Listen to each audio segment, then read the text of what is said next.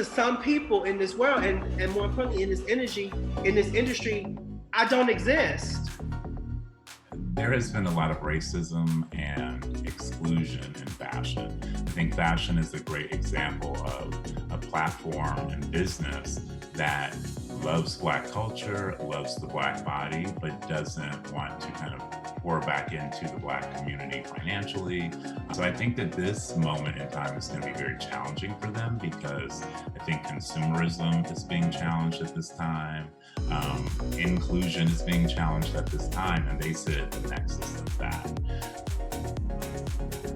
What I see as journalists is just sort of the end result of whatever lack of diversity there might be at a brand.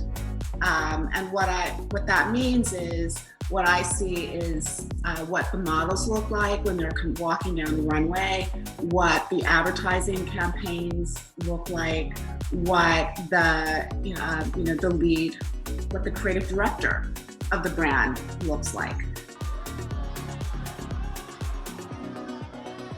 Have I ever been introduced as the assistant and my white female assistant as me? Absolutely, 1,000%. So those are the things that I have to deal with, and to me are just as egregious as calling me the N-word. I wanted to do something that was really, or say something that was going to really make a difference, because we all know the complaints. And that's why I came up with the Beverly Johnson rule, because it is an actionable solution. It's an open invitation to all of the brands and the CEOs. And I would like to come in and speak with Ann Wintour and really, sit down with her and tell her this Beverly Johnson rule, and how I think that it can really, instead of just lip service, that it could really effectuate a structural change in the fashion industry.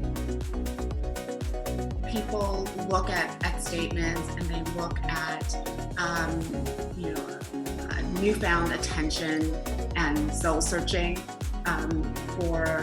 to find a better path forward. And I think they rightfully look at it skeptically, because there's this sense of, you've been at this for such a long time, and you could have made these changes on your own. All of which is to say that I am optimistic. But I do think that it is very challenging for a system to change its ways without changing the nature of the system itself. Ultimately, I think the place where the changes really have to happen, are in the executive suites, because that's where the decisions are made about what the designer looks like. And the designer is then the person who is able to determine what the runway shows look like, and what the advertising campaigns look like, and where the advertising dollars are going to go. It's the same thing for media. It's in the executive suites where it's determined who's going to be an editor-in-chief, and then that editor-in-chief can make all of those much more those decisions that consumers actually see on a daily basis or on a monthly basis. In my own career, I've been known to be one of the stylists that kind of seek out and nurture and kind of push independent and smaller brands to the forefront. And in hindsight, I feel bad that I didn't do that enough for African American brands.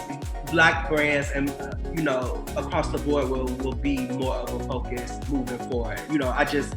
I'm holding myself accountable for that. I'm holding myself accountable as somebody who has the power to make a difference in one's career and life. I'm holding myself accountable to make sure that I do it more frequently for people who look like me.